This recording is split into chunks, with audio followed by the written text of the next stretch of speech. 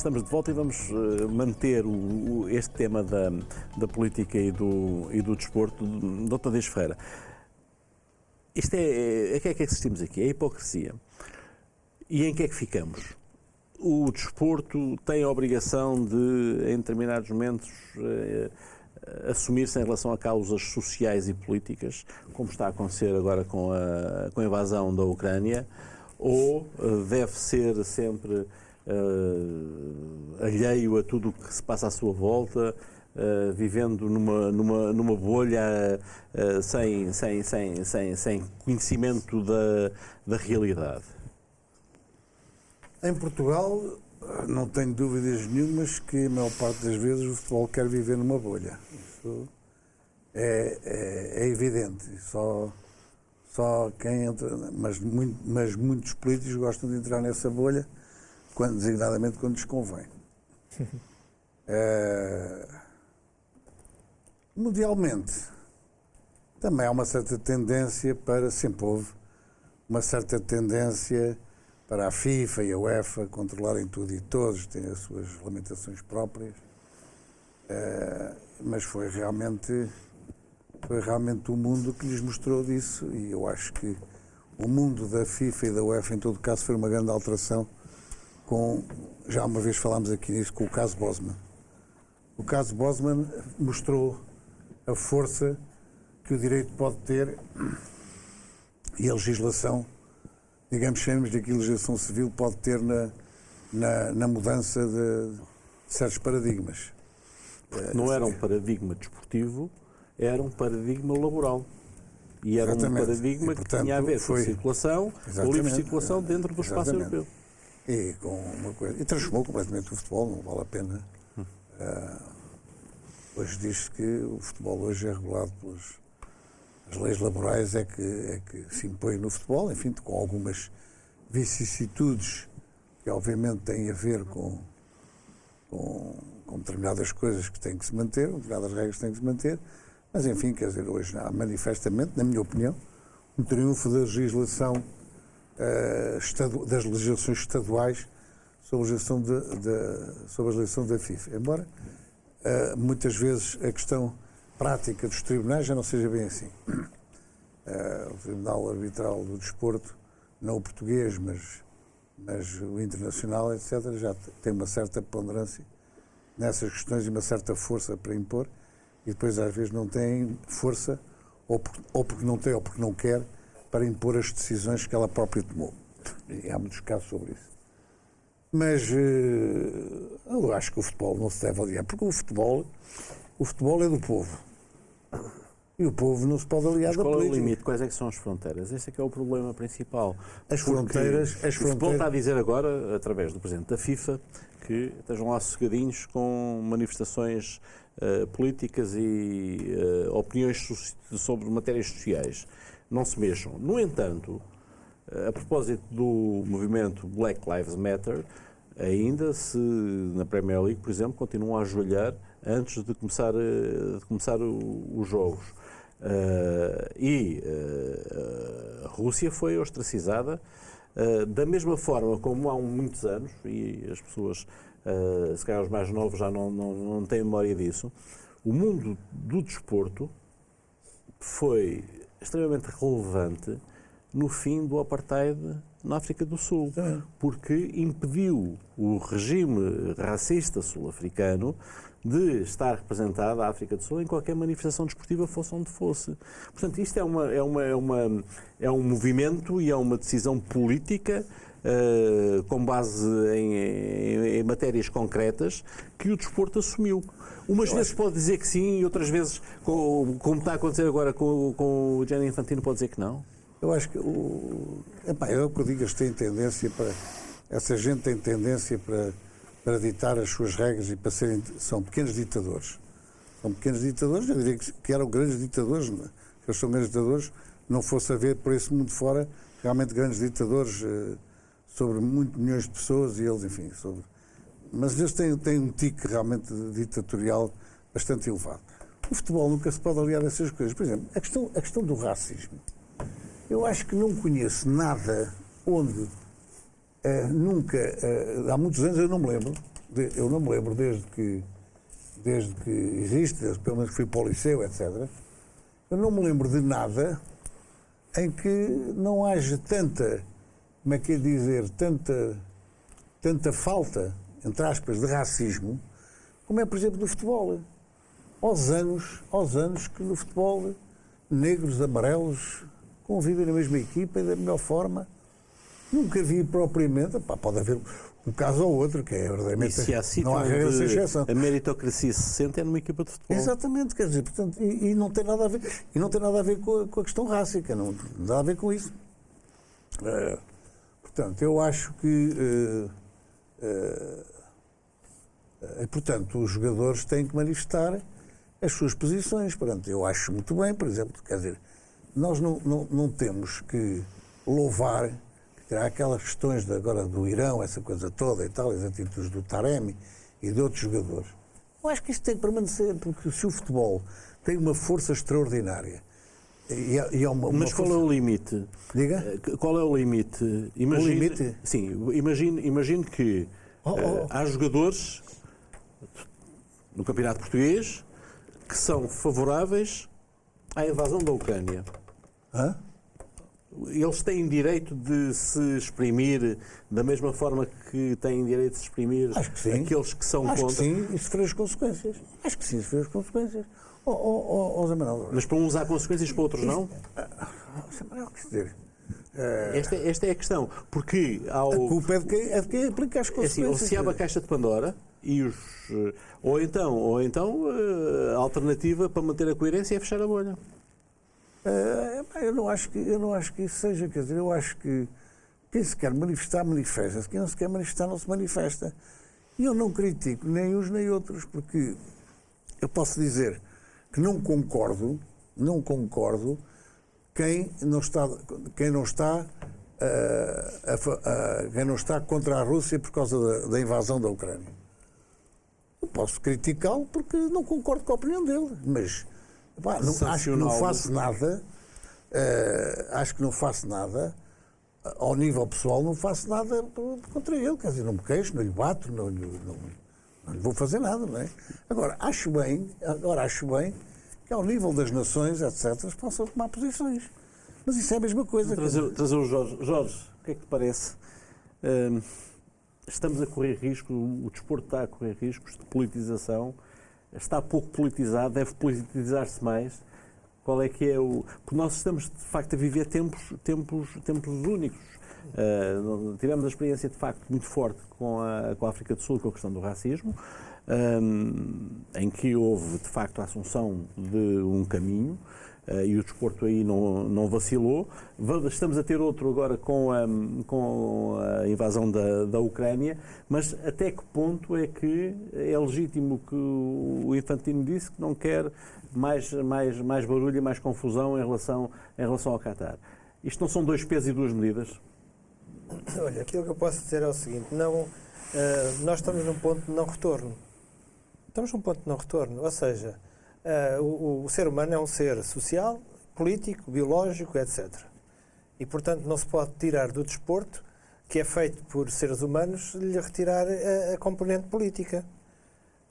Para além da África do Sul e da Rússia, também a Jugoslávia foi calcionada pela UEFA. Não sei se se lembram, há uns anos atrás, Sim. A Dinamarca entrou no Campeonato da Europa por causa da Jugoslávia. Sim. E a Jugoslávia tinha ganho o grupo. Foi uma decisão política. Foi política, completamente política. Da fase final do Campeonato da Europa de 92. Exatamente. Deu muito jeito à Dinamarca, não foi? Foi a Dinamarca. E eles já sabiam que iam entrar. Não vale a pena darem a dizer que não sabiam. Já sabiam. Ora bem, vamos lá ver. Eu não quero aqui estar a dizer que eu conheço muito bem o Qatar, em virtude de ter lá ido bastantes vezes. Não é nada disso. Não quero nada disto. Não sei se se lembram, a Arábia Saudita cortou relações diplomáticas com o Qatar. E se nós formos ver o mapa, o Qatar fica mesmo ao lado. O Qatar é um país pequeno, atenção. Relativamente então à Arábia Saudita, é mesmo um país muito pequeno. E agora reparem, porque é que cortaram, embora sejam países muçulmanos, porque é que cortaram relações? Só fundamentalmente por uma questão, que chamava-se Al Jazeera. Al Jazeera é uma televisão que está sediada no Qatar.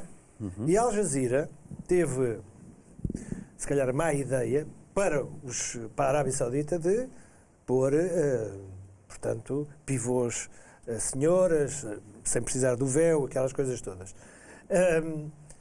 E claro, a Arábia Saudita disse, não, isto não pode ser, aqui nesta área isto não pode ser. E então cortaram relações, tiveram relações cortadas vários anos. Imagine o que é uma televisão fazer a divisão entre dois países muçulmanos. E depois, mais tarde, claro que voltaram outra vez, mas e a Al Jazeera continua a funcionar, e a Al Jazeera é interessante. A Al Jazeera é bastante liberal. Para aqueles países é muito liberal. Eu lembro de estar no Qatar. E é um substâneo da Al Jazeera que neste momento tem boa parte dos direitos televisivos do futebol através da beIN. Da beIN. Eu lembro por uma vez estar lá e eles estarem a passar aqueles trágicos acontecimentos da invasão do centro de treinos do Sporting. E entrevistarem toda a gente e aquelas coisas todas. São bastante, eles falam política internacional de uma forma muito, muito aberta, atenção, muito aberta. Ora bem, aquilo que está a acontecer, o Qatar, não sei se mediu bem trazer o Campeonato do Mundo para o Qatar, não sei se mediu bem a situação. Porque eles vão estar confrontados com situações que não conseguem controlar. Não vão controlar. E como eu disse, as seleções estão preparadas, todas as seleções, por pressão social, porque também não estou a ver quase todos os jogadores de futebol estarem politicamente muito atentos a estas questões. Por pressão social, vai haver bastantes seleções, principalmente seleções ocidentais, que vão fazer o quê? A Dinamarca dizia que ia utilizar um equipamento para manifestar e para saudar os trabalhadores que morreram na construção dos estádios. E disseram isso de forma bastante clara, bastante claríssima, que não podiam ir jogar num estádio com todas as condições e lembrar-se que quantas pessoas é que morreram a construir aquele estádio. Outras seleções iam levar a braçadeira com as cores da Ucrânia, outros com o LGBT, etc, etc, etc. Ora bem, isto vai ter, como o Zé Manuel disse, isto vai ter uma amplitude tão grande, porque o próprio Qatar, neste momento, ao dizer certas coisas, as pessoas vão procurar exatamente aqueles aspectos que eles falaram, não é? Eu vou dar aqui um exemplozinho muito simples que as pessoas não sabem. Por exemplo, no dia de Natal não, durante as festas de Natal dos cristãos, todos os cristãos são solicitados a não pôr nenhumas luzes fora dos apartamentos e mesmo dentro dos apartamentos com as cortinas fechadas. Portanto, reparem, uma coisa que parece ser tão simples, que é pôr as luzes de Natal, como nós costumamos fazer, mas, não o façam. Por favor, não o façam. Não é? E claro que as pessoas estrangeiras ou cristãs normalmente respeitam essa situação, porque estão a viver num país e devem respeitar aquilo que é a cultura desse país. Agora, isto é uma invasão. Isto é uma invasão durante um certo período e depois saem. E isto vai deixar marcas muito fortes. Vai deixar marcas muito fortes no Qatar, porque o Qatar até é dos países mais libertários daquela zona, mais libertários, e vai levar aqui um choque enorme. E depois, claro, há sempre uma ou outra pessoa que abrem a boca e dizem coisas que depois uns vêm dizer que foram mal interpretado, que é quando o político diz qualquer coisa e as pessoas interpretam aquilo que ele diz que não foi mal interpretado. E então a questão, por último, eles trouxeram, de certa forma, uma situação que vai ser descontrolada, em certas medidas até vai ser provocatória. Atenção, porque não estou a ver os adeptos ingleses a não beber a cerveja com álcool, não é? Na rua. Não estou a ver. Isso é quase impossível. Eles vão tentar controlar isso o máximo possível, se calhar em certas zonas, como se faz para o tabaco, não é? Só se pode fumar em certas zonas, mas eles vão trazer aqui aspectos, e como você, não sei se sabem, há vários príncipes. E todos eles têm ciúmes uns dos outros.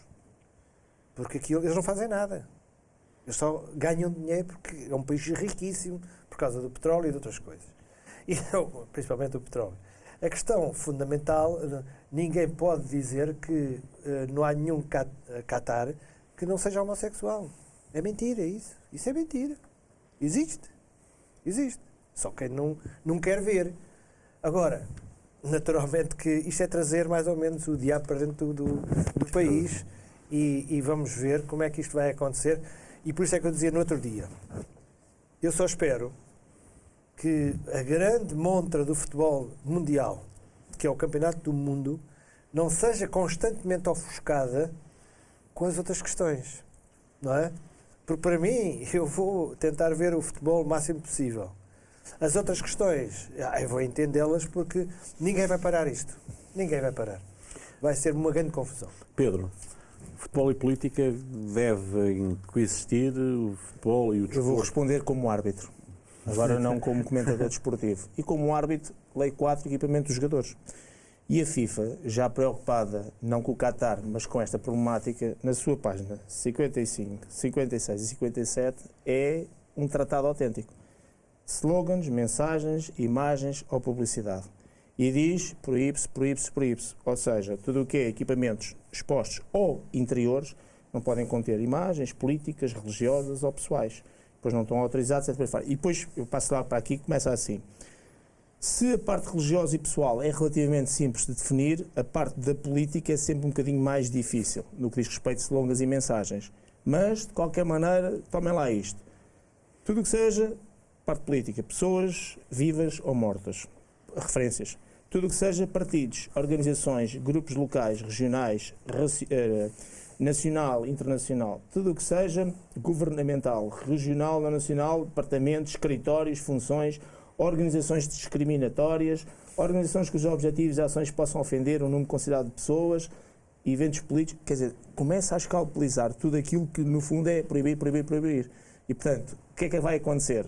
Como é que os delegados da Liga, quando virem a abraçadeira LGBTB, vão dizer o quê? Os próprios árbitros têm que mencionar nos relatórios. A própria FIFA, em relação aos jogadores. Quando, até inclusivamente, se formos mais longe, a questão do pôr o joelho em terra. Porque claramente é uma situação, independentemente de terem razão ou não, de ser um ato de solidariedade, é uma questão política. E, portanto, se a FIFA, nestas páginas... Mas se é a própria FIFA que... Se é a própria FIFA... Mas se é a própria FIFA que retira a Rússia da competição por razões políticas, claro, é isso, como é que tem legitimidade para... Pronto, aqui a questão que se coloca é, eles descrevem aqui uma série de coisas que não querem, que no fundo os jogadores... Deixa-me só complementar. Se é a própria FIFA que retira, e bem, a Rússia das competições, como é que tem legitimidade para o resto? Pronto, exatamente, mas de qualquer maneira... Não eles tem, próprios, tem a hipocrisia, que é diferente. Exatamente, eles de qualquer maneira têm na lei um conjunto de coisas que no fundo proíbem e que querem afastar porque eles querem a parte desportiva. Eu percebo a ideia base, isto é desporto, independente das convulsões que possam haver, das convicções. Porquê? Porque sabemos que, às vezes dou sempre este exemplo, nós em Portugal, se nos lembrarmos de convidar os espanhóis para fazer um jogo particular, nós não podemos dizer, olha, convidamos a Espanha para comemorar aqui a Batalha de Aljubarrota, porque é uma coisa que nos foi favorável, onde supostamente nós batemos coisa que eles não sabem o que é. E que eles nem sabem nem dão na história. O que eu quero dizer com isto é que a FIFA tem esta preocupação, que é, temos de ter muito cuidado, que aquilo que para nós é absolutamente normal pode ser uma ofensa relativamente a outra pessoa, de cultura, religião, etc. Fora. Se eles próprios têm essa preocupação, querem proibir, querem o desporto pelo desporto, eles na prática, em algumas situações, dizem, sim senhora, vejam lá se portam bem, por causa destas situações, sei que agora vamos para o desporto dos direitos humanos, mas depois expulsam a Rússia, expulsaram a Croácia e fizeram, ou seja, a Jugoslávia, e portanto, no fundo, o que eles estão a fazer é, algumas vezes dizem que não, outras vezes estão a dizer que sim. A única coisa que e termino com isto, a única coisa que me faz espécie é isto. Eu compreendo tudo o que seja comentadores e pessoas que falem contra o Qatar, os direitos humanos. Mas porquê agora? Sabem há quantos anos é que foi aprovada a questão do Qatar? Há 10. Então o que é que fizeram nestes últimos 10 anos? É como o Presidente Blatter vai falar, quer dizer, mas que sentido é que faz alguém? Ele até podia estar arrependido e achar... Mas não era agora. Não é uma semana. Isto também é a hipocrisia das pessoas, porque é politicamente correto. Porque agora, se me perguntam a mim como comentador, eu se for dizer uma coisa contrária, convém eu agora ser um gajo porreiro e dizer por todos os coitadinhos, não sei o que por aí fora. Tudo bem. Eu se não disse há 10 anos, se não me insurgi há 10 anos, não é agora há 8 dias da competição que eu vou fazer. Isso é hipocrisia. Eu percebo as pessoas que o fazem que é uma questão politicamente correta, que é para ficar bem na fotografia, mas é a hipocrisia. Como é a hipocrisia, a questão da FIFA com todas as questões. É mais que hipocrisia, é cinismo. Não, com tudo, quer dizer, é como mais... Ele mostra arrependimento, mas não vai devolver aquilo que claro, recebeu. Exatamente. Portanto, isto é... Eu acho que... E nós também vamos todos focar no desporto e no futebol, mas realmente isto é um cinismo. Mas agora também faço essa pergunta, já para provocar aqui um bocadinho o Zé Manuel. Então significa que qualquer país que tenha estas tradições não pode ter um campeonato do mundo. Portanto, a Arábia Saudita não pode ter um campeonato do mundo, o Qatar não pode ter um campeonato do mundo. Que eu saiba, qualquer país que se candidate à organização de um campeonato do mundo de futebol, nomeadamente, aceita determinadas condições prévias que têm a ver com os direitos humanos, que têm a ver com a liberdade, têm a ver com isso tudo. Portanto, se a Arábia Saudita, assim como o Qatar aceitou isto tudo. Mas quem aceitou e quem elegeu o Qatar também sabe que isso não era verdade. Também sabe. E até posso ter que fazer aqui uma questão que é muito simples. Questão material. É aqui uma questão muito simples. Se por acaso a Dinamarca vai utilizar aquele equipamento escuro para homenagear as pessoas que morreram nos estádios, qual é o problema? É o equipamento alternativo? Não, o equipamento não tem problema. Mas não, mas eles dizem assim, vamos utilizar. Para a FIFA isso não é problema. É problema se tiver alguma coisa escrita. Não está nada escrito. A única coisa que está é dizer assim, olha, vamos utilizar este equipamento. Mas é problema entrar com a bandeira, com as cores da Ucrânia na braçadeira do capitão? Ou seja, é assim, eu entro com aquela... A braçadeira tem que ser diferente do equipamento, ok, se eu escolher o azul e o amarelo, tudo ok. Nós todos sabemos qual é a mensagem. Lá está, a tal situação que é difícil de concretizar. Não é? Isso é difícil de concretizar. Mas as leis são, a gente já sabe que é uns à frente dos outros. É como dizes assim, tu não podes usar porque será, como o Jardel fez, que era lá do Guaraná, não é? Sim, mas claramente, mas só para dar um exemplo. Não podes, e és punido pela organização. Ok, então e se eu agora fizer uma tatuagem, passa a expressão, eu nem bebo isto, se eu fizer uma tatuagem no braço a dizer Viva a Coca-Cola? Não está na lei, porque as tatuagens não são proibidas, nem o que está escrito nas tatuagens. Ou seja, isto é assim um bocado, mas se for uma camisola a dizer Viva a Coca-Cola já é complicado. Eu sou contra os árbitros. A ordem internacional. Contra os árbitros. A ordem Para mim, os internacional. árbitros são todos ladrões. A ordem internacional em todos os tempos foi hipócrita e aplica a regra que estiver mais na conveniência. Durante anos, nós, em Portugal, fomos condenados internacionalmente em todo o lado pela guerra de Angola e de Moçambique e depois o direito à autodeterminação. Alguma vez fomos expulsos de algum campeonato da Europa, não íamos lá porque não podíamos.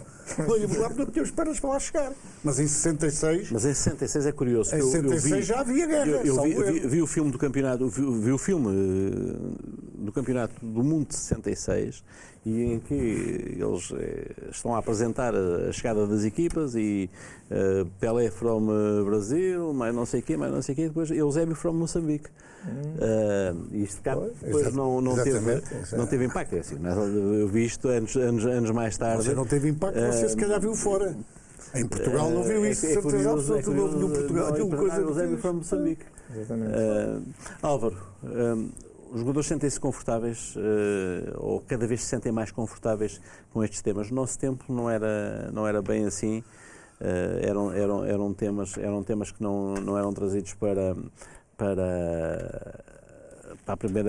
a primeira linha, mas os jogadores hoje cada vez são mais intervenientes nestas matérias sociais e políticas.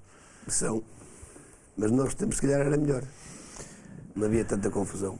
Tá bem, mas também não havia posições. Mas não há dúvida que isto agora, como dizes há pouco, Pedro, quer dizer, ao fim de 10 anos agora é que está-se a discutir esta situação. Isto é de lamentar. Eu sou contra colocar a política com o desporto. Acho que desporto é desporto, política é política. Deixem o desporto para os desportistas e para quem precisa dessa área e a política tem que se... Mas qual é o limite? É a invasão da Ucrânia? Não, para nós reagirmos? Há uma fronteira, é o racismo na África do Sul, que nos obrigou todos a referir. Qual é a fronteira? Onde é que deve ser traçada a fronteira entre isso que estás a dizer, em que o desporto deve ser uma linguagem comum que una e que não divida? E qual é a fronteira? Mas depois qual é a fronteira que se faz? É uma linguagem comum que não haja divisões. Qual é a fronteira que se faz? Quando há barbárie. E o racismo é barbárie e a invasão da Ucrânia nesta altura também é uma agressão bárbara. Há um limite que tem que ser estabelecido. Eu acho que há aqui uma coisa que não vale a pena a gente estar a pensar que estabelece limites. Porque há muitas pessoas que dizem assim, eu não sou político. E você sabe bem que desde o momento em que você se levanta de manhã até chegar à noite, você é político. Todos nós somos políticos. Todos nós temos atitudes políticas. Mesmo eu não me interessar por política, como está aqui a dizer o Álvaro, pode não a dizer que não misturar. Também é política. Sim. Nós estamos de manhã até à noite a dizer política. Agora, uma coisa é política no sentido de atingir uma finalidade que é, como é que é dizer, que é altruísta, quer dizer, de ter um objetivo qualquer, e outra coisa é a gente invocar a política quando nos convém e não invocar no mesmo. Quer dizer, há aqui uma incoerência que é determinadas situações, quer dizer, que é estar a fazer, eventualmente, um campeonato do mundo no Qatar, porque se fez para uma determinada coisa, uma atitude política também, por qualquer motivo, e ao mesmo tempo expulsar a Rússia. Se fossem perguntar, realmente é mais... será legítimo que um país que está a invadir outro, toda a gente condena, o traga para o seio de uma competição desportiva, quando o desporto em si deve ser fraternidade, convívio social, que não tem nada a ver com a guerra, sobretudo quando nós estamos há um combate universal no futebol para que não seja violento, para que não haja violência no desporto, e simultaneamente nós trazemos à competição desportiva. É evidente que se calhar os desportistas russos, o povo russo, na sua generalidade, se calhar não merece.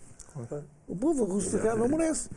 Mas nós temos que fazer força em qualquer coisa,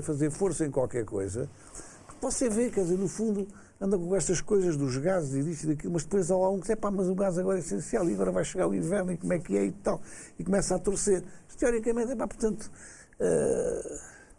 é tudo político. Mas no meio desta política há muita politiquice. Dizer que é verdade.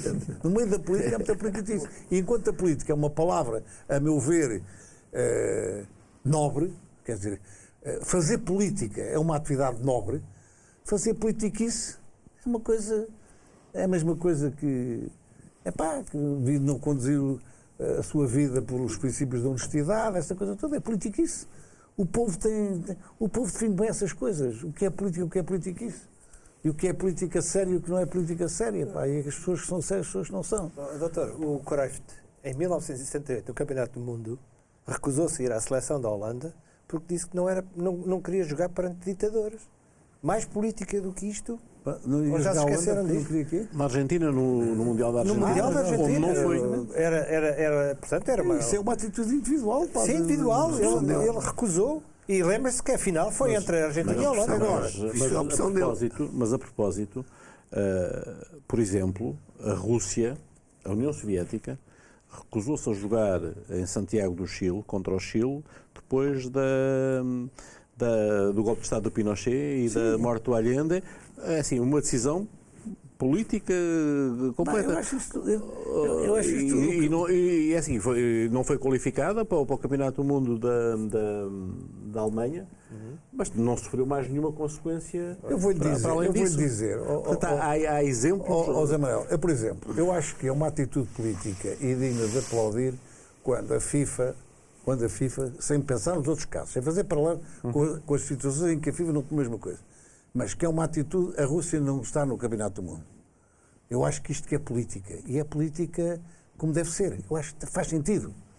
É política de acordo com a Carta dos Direitos Humanos das Nações Unidas. Exatamente, para mim é politiquice barata, oportunista, quando Portugal junta com a Espanha e diz ao Paulo Carneiro para fazer um Campeonato do Mundo. Isto para mim é politiquice.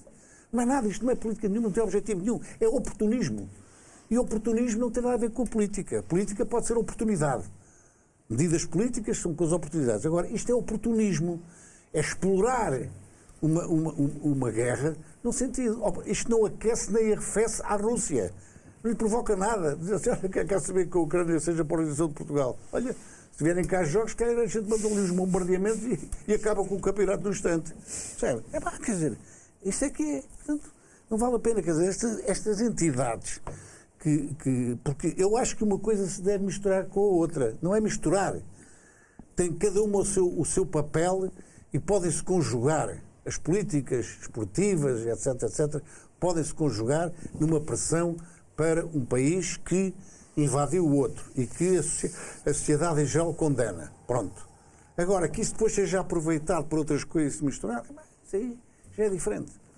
Eu não vejo... Bom, Como não vejo mal nenhum ao mundo, porque esta coisa a FIFA preocupa-se com muitas coisas, por exemplo, que são proibições que eu não consigo perceber. Porque é que o jogador não há de ter a camisola quando marca um gol? Mas qual é o problema? Qual é o mal que isso faz? Exatamente. Não, mas É uma festa, Mas, é uma festa. Eu condeno isso. Mas é uma festa. Mas é a questão do dinheiro. Não é FIFA, sim. É. Uma questão de dinheiro. Eu posso falar de marcas porque é para explicar. Eu visto uma camisola Adidas, sou patrocinado pela Adidas, e faz conta que aqui à frente tenho, Bola TV, faz conta que a Bola TV está a patrocinar. As imagens que passam naqueles minutos que são permitidos nas televisões e que são enviados para todo o mundo é o do golo. Quando eu vou marcar o golo e vou mostrar a festa do golo, os patrocinadores, a Adidas, a Bola TV e as outras marcas não estão lá. Está uma camisola interior porque o jogador comemorou o golo. E é nesta perspectiva que um dos motivos e uma das razões que eles têm é as camisolas são para estar lá com todas as marcas porque aquele é o momento que vai passar. Aquele é o momento que vai aparecer na imagem. E, portanto, o retirar da camisola é exatamente retirar as publicidades que são autorizadas, os sponsors são autorizados. Já fazem publicidade, uma coisa, no calção, né? No calção já. Principalmente os gajos do hockey patins no calção. Se o sponsor for inteligente, explora isso de outra maneira. Pois, mas quando ele tira a camisola, depois a imagem, ele tira a camisola e ao vir alguém, ou por alguma razão, dizer, olha, é da Adidas, ou é da Nike, ou do Pois, mas esse é um dos... Mas a pessoa, no momento em que tira a camisola, a festa do golo tem alguma coisa a ver com a coisa da camisola. Não, mas tem neste aspecto tudo que é aquilo retirar... que seja reprimir a festa no futebol. Não, mas é isso, mas é na perspectiva de retirar a sponsorização toda, porque se o jogador vai comemorar, e é o Cristiano Ronaldo sempre fora, está lá todas as marcas, todas as publicidades que existem, aquilo está tudo regulamentado, até o tamanho das letras, como sabemos, do jogador, o nome do jogador, está tudo regulamentado, e inclusivamente os locais da publicidade. Quando nós árbitros começámos a utilizar, na altura também uma determinada marca até nos ombros, inicialmente, a primeira vez deram-nos coisas para colarmos. Nessa mesma semana foi tudo retirado, foi tudo lá para uma fábricazinha, isto não pode ser assim. Está estudado, tal como os carros da Fórmula 1. Os carros da Fórmula 1, a gente paga a publicidade conforme o sítio de onde pomos as publicidades. Claro. Porquê? Por causa exatamente dos ângulos. A malta do surf, que estão sempre virados para baixo na prancha, as publicidades metidas cá atrás têm um valor muito maior do que... Ou seja, resumindo e concluindo, quando o árbitro está a assinalar uma falta, quando está a ser visto, não se pode pôr aquilo num sítio qualquer, porque há gestos que são feitos com os braços que não podem cobrir aquilo que é publicidade. O que eu quero dizer com isto é que toda esta logística de onde é que se coloca a publicidade, o tirar, não tirar, tem a ver exatamente com a malta que financia. E é esta uma das fontes de pressão. Aliás, o caso Jardel foi um caso que trouxe exatamente uma grande revolução na alteração das leis, a nível FIFA, por causa dele fazer uma coisa que era, eu vou ganhar por fora, ganhar dinheiro através de uma publicidade que eu faço. E eles dizem, não, quem quer fazer publicidade... Mas isso está certo. Quem quer fazer publicidade... É diferente de uma coisa da outra. Não, mas aqui é a mesma coisa, porque as marcas começaram a fazer pressão, que é, vocês estão todos a tirar as camisolas na comemoração do golo. Sim, senhora, então eu que estou lá, o caso do Porto, na altura, que tinha a Revigreza e outras marcas assim, eu tenho lá isto, pago uma pipa de massa e naquele momento do golo... Mas não se vê que os outros todos estão com a mesma camisola e com a publicidade. Eu não sei que deixe de saber que é o sponsor. Mas aquele momento do golo da comemoração. E depois é a questão daquilo que tudo está por trás e que está por baixo. Exatamente esse tipo de publicidades, que é quem quer tem que pagar propriamente dita a organização e não diretamente, mas dá-se sempre a volta. O Cardoso jogou no Benfica, que marcou muitos golos. Ele era boliviano. Paraguai, peço desculpa. A lotaria do Paraguai tinha como símbolo um galo do género do nosso galo de Barcelos. E eles, a dado momento, deram aos jogadores internacionais do Paraguai que estavam fora, sempre que marcarem um gol, porque é isso que vai passar nas imagens, façam a comemoração como se fosse um galo. E, de repente, o Cardoso marcava golos e começava a fazer assim, e as pessoas não percebiam. E ele estava a receber exatamente fora. Isto não se consegue dar a volta. Portanto, exatamente, ou seja, isto não se consegue parar. Agora, no entanto, se eu fizer a comemoração e tiver escrito aqui uma lotaria, não posso, quer dizer... porque há muito esta questão financeira, mas é um bocadinho por aí, e não só. Eu não estou a falar nas publicidades que fazia o outro, que era o Guaraná e tal. Mas descamisola. Ou mesmo com a mensagem pessoal. Pá, mas essa é uma A coisa... mensagem pessoal é a mesma coisa. Eu estou aqui. A mensagem pessoal é a mesma coisa. Se eu disser viva a minha mãe, epá, não tem nada de mal. Mas o problema é que ao lado, o outro, porque vai dizer uma outra coisa qualquer, que também é uma mensagem pessoal, mas depois entra exatamente na questão social ou política, e então eles dizem assim, eu não vou, FIFA, estar aqui a analisar, esta é porreira que é para a mãe, este não, porque é por causa do partido. Então eles cortam a base por tudo. É assim, vale o que vale. Eles cortam por tudo, e por isso proibiram, por causa disso que a gente teve aqui a falar. Bom, eu também gostava de ver o golo, com o camisola E o Cristiano Ronaldo, quando tirou o refrigerante da frente e dizer, não bebam isto, bebam água. Isso foi mais No entanto, e para acabarmos este tema, a FIFA e a UEFA autorizam o ajoelhar, por exemplo, que é uma manifestação altamente política. Claro. Bom, estamos a 20 minutos do fim do programa. De facto, este tema ocupou-nos mais tempo do que aquilo que eu previa, mas é um tema importante que ainda a posição vai no adro. Eu também creio que neste Campeonato do Mundo do Qatar há todas as condições para as coisas correrem mal. Não é correrem menos bem, é correrem mesmo mal. Também há uma coisa que tem que se perguntar é quem é o público que vai estar no Qatar. Eu já ouvi dizer que são tão milionários, não é? Não há assim tantos. Não há assim tanto? Não, os estádios estão completamente cheios. Os estádios estão completamente cheios. Eles até já alugaram barcos. Alugaram barcos por causa dos hotéis. O Zé Jânio teve em Inglaterra há pouco tempo. Eu também, assim, eu vi uma notícia em Inglaterra que nesta altura estão a vender bilhetes para o primeiro jogo da Inglaterra na Candonga a 3 mil libras. Pois. Portanto, mas isso é o que eu lhe digo, isso é para milionários, pá. Eu não acredito que haja alguém que dê 3 mil abres para encher com aquela malta a quem está a falar que vão para a cerveja. Os estádios estão cheios, não, mas o pessoal da cerveja, pelo menos ingleses, vai tudo. Vai tudo. Até levam a cerveja para todo lado. Eles vão para todo lado. Vão 20 mil ingleses Olha, eu não tenho condições, atrás da seleção de rugby para a Austrália e para a Nova Zelândia. Eu não tenho condições para ir ao Qatar. Mas deixa-me trazer o próximo tema, que eu acho que é um tema interessante. Não digo e vamos aproveitar aqui a presença do Pedro Henriques para falarmos desta matéria. Sim, estive aqui a fazer algumas contas e cheguei à conclusão, é uma conclusão. Olha, aí é que não há problema nenhum, não vai ninguém. Pegando nos 3... Na arbitragem não vai ninguém. Pegando nos 3 últimos anos em que não houve vídeo-árbitro em Portugal, reportando-nos ao Campeonato Português. Os 3 últimos anos em que não houve vídeo-árbitro e os últimos 3 em que houve, há uma diferença substancial nos pontos conquistados fora. Há mais 9,2% de pontos conquistados fora depois do VAR. A conclusão a que eu cheguei, não sei se é certa ou se é errada, peço aqui a vossa ajuda para falarmos um bocadinho sobre isto. A conclusão a que eu cheguei é que a tendência que existiu sempre no futebol e que antes da televisão chegar ao futebol era avassaladora, de arbitragens caseiras, nomeadamente por questões que tinham a ver com a segurança dos próprios árbitros, foi-se atenuando quando chegou a televisão e agora com o VAR alterou o futebol. Portanto, hoje é muito mais fácil ganhar pontos fora de casa do que era há 40 anos ou há 50. O VAR está onde? O VAR está ali na cidade de futebol. Pois. Pedro, em minha casa também estou a ser injusto. Estou a ser injusto com os árbitros. Não. Ou o caseirismo, no meu tempo em que eu jogava e antes ainda, era o nosso cada dia. Mas esse paradigma também alterou. Quando me perguntavam às vezes, estamos a falar de futebol profissional, quando me perguntavam às vezes, então, não é perigoso, é de futebol? Não. Fui arbitrar um Benfica Sport, eu fiz 1, 2, 3 Benfica Sport no Estádio da Luz, em anos seguidos.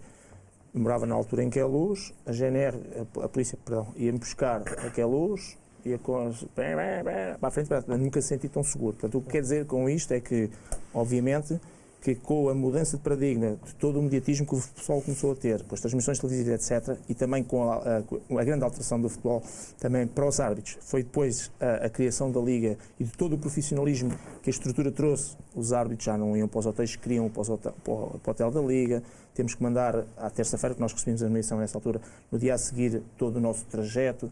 Uma viatura que nos vem buscar com um condutor de uma determinada empresa, já não somos nós que vamos no nosso carro, e, portanto, todo o trajeto de ida e de volta mudou, e mudou exatamente essa questão da própria segurança do árbitro e, portanto, também se tornou mais fácil para o árbitro não ser tão caseiro nesse aspecto e aplicar as leis e estar mais confiante e à vontade em relação a essa questão da segurança. Portanto, isso houve uma mudança de paradigma. E as câmaras nos túneis? Tudo, mas tudo. Toda a profissionalização. Com a introdução do VAR, 2007 em Portugal e 2018 na maior parte dos outros países, uma das grandes alterações é que os erros mais grosseiros, e mesmo que houvesse essa questão da tendência, mas o árbitro até pode suportar muito melhor a sua decisão, porque a partir do momento que, mesmo que seja contra a equipa da casa, tem para já a televisão a mostrar que se calhar ele tem razão, e mais do que isso tem um VAR que pode vir por cima confirmar ou alterar essa decisão. Isso também é um fator. Agora, há vários fatores que não têm a ver só com o árbitro, mas também têm a ver, curiosamente, com os próprios jogadores. Quando passámos a ter a pandemia e fizemos o recomeço dos jogos sem público nos estádios, essas estatísticas dos pontos, isto é, das equipas que jogam fora, a empatar e a ganhar, aumentou ainda mais que esses 9%. Porque faltou também um fator de pressão sobre as equipas que jogavam fora, que era o ambiente e o público. Ora, se esse ambiente e esse público, e estamos a falar com era VAR, tem um fator de levar a equipa da casa para cima e ao mesmo tempo pressionar a equipa a equipa que joga fora, e isso reverteu-se porque não havia público a apoiar. Se essa pressão existe em 11 jogadores, também não tenho problema nenhum em dizer que se calhar essa pressão também existe em 3 elementos que são a equipa de arbitragem. Os berros, os gritos, etc. por fora. E termino com isto. E há um estudo muito interessante e que nós aplicámos muito isso em termos de treino com os árbitros, que era o árbitro ir ver um jogo à televisão, eu passava imagem na televisão e com 20 decisões que ele tinha que tomar, e tudo com som ambiente. E ele não via a decisão do árbitro, via a imagem com o som ambiente, se o público assobiava, e ele punha lá livre direto, penalti, cartão amarelo e cartão vermelho. E depois passávamos, não as mesmas imagens, mas outras imagens dentro desse género, exatamente ao mesmo árbitro, sem som ambiente. E o que acontecia é que, curiosamente, muitos dos erros, repara, eu estou a ver um jogo de um país qualquer, que nem tem nada a ver com o meu, nem tem a ver com as minhas cores, nem com cores nenhumas. Eu tenho som ambiente, outra não tem som ambiente. E o árbitro acertou mais vezes nas situações em que não tinha som ambiente do que as outras. Porquê? Porque nós punhamos o som ambiente das decisões em que, fizemos lá situações em que o árbitro tinha que não ir pelo barulho que estava a punir ou ir contra a equipa de arbitragem. O que significa que só uma simples... Eu estou tranquilo, estou descansado, nem sequer estou a habitar, estou só a ver tomar decisões numa televisão. Quer dizer que até o próprio som ambiente, um público a subir ou que aplaude ou que ajuda, vai-me influenciar na minha tomada de decisão. E, portanto, é normal que o VAR também tenha ajudado exatamente a corrigir, porque também deu essa maturidade, essa segurança. Passaram de 351 pontos para 381. Pronto, exatamente. Na constância do VAR. Mas agora, Pedro, quando começaste na arbitragem, havia muitos árbitros influenciados pelo ambiente? Eu tive na arbitragem... Em termos gerais. Vulgarmente se dizia aquele árbitro é caseiro. E isso foi um termo que desapareceu. Exatamente. Não, claro que desapareceu. Mas eu comecei na arbitragem em 1990 até 2010. E nestes 20 anos, só nestes 20 anos, houve alterações profundas na própria sociedade. Eu comecei, éramos 3, o quarto árbitro praticamente é também desses primórdios, o quarto já estava sentado, depois passou a estar de pé, depois começou a acompanhar como agora acompanha os bancos e inclusive a ajudar o árbitro a tomar decisões no sentido das faltas, situações que estão ali. Eu só tive intercomunicadores a partir de 2007 e só comecei a ter banderolas com bip em 1998. Portanto, era tudo com gestos, assim, o cartão, depois a banderola já a gente com bip, a gente olhava, já via, e depois veio o intercomunicador em 2007, em que antes de eu dizer que é lançamento para a direita para a esquerda, eu partilho informação contigo no sentido, olha, é para o amarelo, é para o azul, e a seguir é que ele levanta a banderola do braço. Portanto, houve toda uma revolução. E sim, respondendo à tua questão, essa questão do caseirismo, etc. fora, havia claramente, em termos genéricos, se calhar como situação até de proteção, mas acima de tudo, e mais do que até no futebol profissional, era nos outros escalões, que na altura do meu tempo era a 2ª Divisão B e 3ª Divisão, porque a primeira e a honra já era o futebol profissional, onde se via muito mais vezes essa situação, até por questões de segurança. Com o tempo, com a evolução, com todas as tecnologias, com a melhor preparação até dos árbitros, com a segurança, que também aumentou muito, porque, e repare, com o telemóvel, se tivesse uma agressão num jogo de infantis ou uma luta entre pais, aparece logo e é condenado em público. Antes não, ficava ali naquela restrição, com a GNR ali local, e nem era assunto. Portanto, tudo evoluiu no sentido de ajudar exatamente. Por isso é que, em termos de... Eu não gosto muito da palavra, mas de verdade esportiva, as coisas melhoraram muito significativamente. Quando nós hoje temos erros, e continuamos a ter erros, obviamente, tem muito mais a ver com incompetência, e tem sobretudo com a incapacidade que aquele ser humano que por acaso é árbitro tem no sentido de não conseguir se deixar até influenciar por um tal ambiente, não por ter medo no sentido de medo, mas por não ter capacidade de fazer uma gestão normal e de marcar a falta que é para a direita ou que é para a esquerda, mas isso tem a ver mais com a formação pessoal e mental da pessoa. É pressão social. Há muitos estudos sobre pressão eu só social. que me permitia discordar de uma coisa que é esta. Eu acho que isso, a história do caseirismo, não tem nada a ver nem com o VAR, nem com deixar de ser de VAR. Na minha opinião, não tem nada a ver com o VAR. Os modos de influência sobre os árbitros, hoje, é que não tem nada a ver com o jogar em casa ou jogar fora. Ou se influencia o árbitro, seja para jogar fora ou para jogar em casa, ou não se influencia. Quer dizer, o árbitro ou é ou não é. O árbitro ser influenciável não é por jogar em casa ou não é por jogar em casa. É por outras razões que eu não vou Mas há muitos anos... Esta é a minha convicção. Há muitos anos era assim. Há muitos anos. Mas hoje não. Hoje era altamente... Álvaro, quando começaste a jogar, não no Benfica, mas porque os clubes grandes sempre foram beneficiados em relação aos pequenos. Sem dúvida. E de ser o contrário, está a mentir. Claro que sim. Na Académica, ganhares um joguinho de fora era um dia de festa. Era um dia de festa, era uma alegria, porque nós sabíamos que havia grandes influências. Era normal.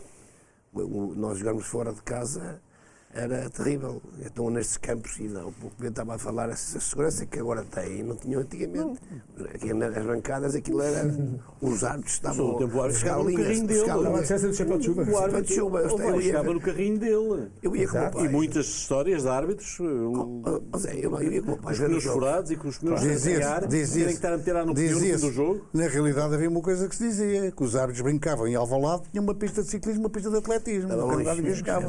Até ao dia jogo de lixões. Exatamente. Eu também corri. Eu também saltei para o campo. Exatamente. De tal maneira que até eu, que nesse aspecto não passava pela cabeça, também era mais novo. Isto foi em 1970. Era um jovem, nem era... 70? Sim, 70. Portanto, eu tinha 23 anos. Tive uma experiência. Formei-me nesse ano. Foi em 1970, talvez. Não me lembro já bem o ano. Até eu lá fui. E toda a gente dizia, ainda hoje se disse. E quando estava a construir o novo estádio, hoje muitas pessoas reclamam, acabaram com o pita de seguir, meteram lá um fosso. Primeiro que um gajo lá chega. Mas o fosso era para ajudar outros eventos. E no Estádio da Luz, por exemplo. Um erro no Estádio da Luz. Os autocarros, os caminhões de tiro não dão a volta no fosso, portanto aquilo nunca foi usado. Já no novo Estádio da Luz, houve um gajo, um adepto, que agarrou ali no árbitro. Agarrou-lhe ao pescoço, ou por trás, ou o que foi. A lembrar um campo da terceira distrital. Como jogador no Benfica, a diferença era grande, não é? Mas quando estive no Leixões, aquilo era confusão. Jogamos contra o Porto. Aquilo é uma invasão, não é? Por isso é que no eu final. disse. Câmaras dos adeptos entenderam que tinham Os razão. árbitros tinham medo, pá. Eram os aleirosos, os aleirosos. Aí nos túneis é que Tinham era. razão. E acabaram, por acaso até marcou uma grande penalidade. E era justo naquele momento.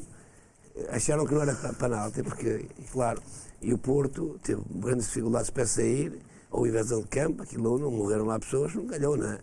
Porque aquilo entrou tudo dentro do campo no final, e dentro do balneário, aquilo mesmo. Portanto, porque pronto, perceberam-se que havia realmente um apoio. Álvaro, bom, foi quando o árbitro ao intervalo disse ao chefe da guarda, disse assim, ó chefe, isto está muito mal, o senhor tem que me proteger. E o chefe disse, tenha problemas, mas eu também não estou a gostar da sua arbitragem. Mas a pressão não é lá em todo lado. As equipas grandes pressionavam zero, nós temos mais. As grandes e as pequenas. E as pequenas, sim. E as pequenas. Também lhe digo uma coisa. Às vezes as pessoas estão convencidas que os grandes é que estão a fazer pressão sobre os árbitros. Às vezes os mais pequenos são mais inteligentes e conseguem... E não outra coisa, é os grandes que enganar os pequenos para prejudicar os outros grandes. E conseguem enganar os grandes, sabes? Exatamente. Não, os grandes servem os pequenos sim, mas para enganar os outros grandes. A vida do árbitro hoje em dia é completamente diferente. Muito diferente. O árbitro está mais protegido, tem mais preparação. Mais preparação também. Tem os meios tecnológicos. Os erros, Pedro, não sei se tens esse número em percentagem, que baixaram, os erros, de facto, dos árbitros baixaram em que percentagem com a introdução do VAR? Pois, a única coisa que eu tenho como dados é que, por exemplo, há 2 épocas atrás, lances revertidos pelo VAR de forma correta, daqueles que são unânimes, lá pela Comissão, foram quase 100. Ou seja, estamos a falar de casos, estamos a falar só do penalti, do cartão vermelho e do golo em fora de jogo, foram quase 100. Portanto, houve 100 decisões que num campeonato normal eram 100 casos de jogo, uns com maior ou menor impacto e que deixaram de ser. Portanto, não tenho aqui as percentagens propriamente ditas, mas houve uma redução bastante fora grande. de jogo deixou de ser um caso, Exatamente. deixou de ser um assunto. Só muito Fora de jogo deixou de ser um assunto. É só quando o jogador não toca na bola que eventualmente há interpretação. De resto, aliás, e agora com a tecnologia que vamos ter dentro de 10 dias... O único indivíduo que arranjou foi o Conte. Muito espetacular.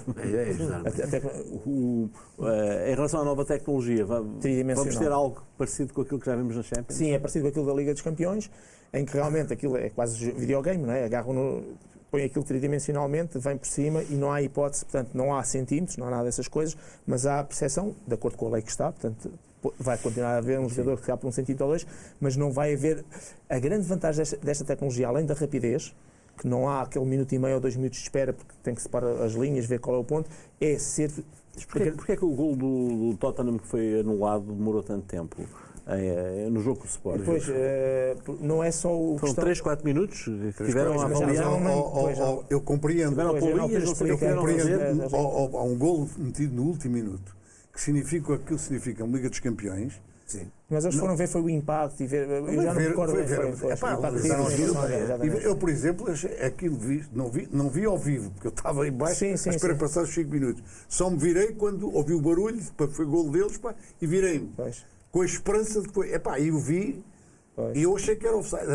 Até podia ser o meu desejo que me viu a jogar. Mas foi um dos períodos mais longos. Sim, mas em contexto já não me lembro bem da situação, mas sei que nesta tecnologia a grande vantagem é que aquele minuto e meio, porque há uma coisa que acontece, eles também devem ter feito isso, que é quando aquilo dá muito resvés, e em Portugal sentimos ali, não é com as linhas, eles normalmente o que fazem é, são obrigados por protocolo a desfazer tudo, para voltar a fazer, para ver se bate outra vez igual. E isso dobra o tempo. Hoje isso vai acabar com a tridimensionalidade, porque a colocação, entre aspas, das linhas e ver-se o jogador com aquele tridimensional é automático.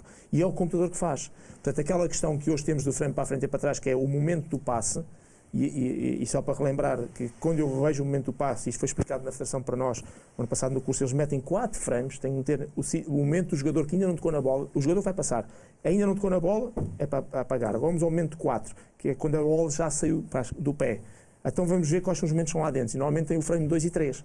Ou seja, no 1 e no 4 eu sei que ainda não tocou na bola, aqui a bola já saiu, e no 2 e 3, e o 2 e 3 é o do arrastamento, que é aquela clique, está a tocar, e aqui também está. E as próprias imagens têm este arrastamento. E neste clique, e esta é que é a problemática, se o jogador, isto é avançado, for para a baliza e a defesa estiver a sair, um frame dá 8 centímetros. E esta é que é a problemática dos fora de jogo de 2, 3, 4 centímetros. Agora, com esta tecnologia tridimensional, como é a máquina que vai fazer isto tudo, praticamente tudo, digamos que retira esta mão humana de estar a colocar e perde tempo. Ou seja, é o segundo. Aquilo no relógio vai bater. Eu acho que o relógio, esta é a dúvida que também vou confirmar, acho que é direto para o VAR e não direto para o árbitro, mas ainda vou confirmar isso. De qualquer maneira, seja para o árbitro ou para o VAR, vai dar ao segundo, 2 segundos depois, ele vai ter ali a resposta se ou não ser fora de jogo. E, portanto, o fora de jogo só vai ser caso se houver aquela situação, passa pela frente, não tocou na bola, tirou a visibilidade ao guarda-redes. Se não for isso, não vamos ter casos. Ainda bem. Isso deu, o fora de jogo é um caso que nunca mais se falou por uma simples razão. Pela simples razão de que o árbitro deixou... Quer dizer, o árbitro nem sequer vai consultar. O árbitro é factual. O árbitro ouve e diz-lhe está offside. A não ser que seja de interpretação. Uma pergunta ao Pedro. Nós estamos a 1 minuto do fim, mas há aqui uma coisa que me tem estado a meter alguma confusão. E eu não sei, eu creio que o International Board vai ter que fazer alguma coisa mais cedo ou mais tarde. Quando o árbitro faz o sinal de que está a ouvir o VAR, não devia ser criada ali uma zona de exclusão obrigatória de 5 metros à volta do árbitro, para evitar que os jogadores vão para lá pressionar quando ele já está... Porque às vezes o árbitro está até a oferecer eles para conseguir... Não faz sentido nenhum. Isso é uma questão também de educar os jogadores. Dizer assim, larguei o homem. É que não vale a pena. Sim, mas a maior parte dos jogadores... Nós tivemos, para terminar, tivemos um episódio muito giro agora. Giro, não falo que vale. Ontem no jogo da Taça de Portugal do Benfica, com a expulsão do jogador do Geraldes, do Estoril, em que o Ndiaye faz o sinal ao árbitro para ir ver ao VAR e o árbitro explicou que não há VAR nesta parte da competição, ele depois até se riu. Pronto, isto para dizer que falta aqui também um bocadinho, e tocar num bom sentido da palavra o jogador, dizer não vale a pena ir lá pressionar, o VAR está a dar informações, deixa, e depois se quiseres pressionar ou chatear o árbitro, é depois da informação dada de penalti ou não. Bom, O tempo chegou ao fim, correu bem rápido. Falámos de seleção nacional, falámos também do Mundial do Qatar e de tudo aquilo que está à volta, e ainda demos um cheirinho na arbitragem. Nós voltamos na próxima quinta-feira com a Quinta da Bola. Aos meus convidados, muito obrigado. Assim, tenham um bom fim de semana. Até quinta.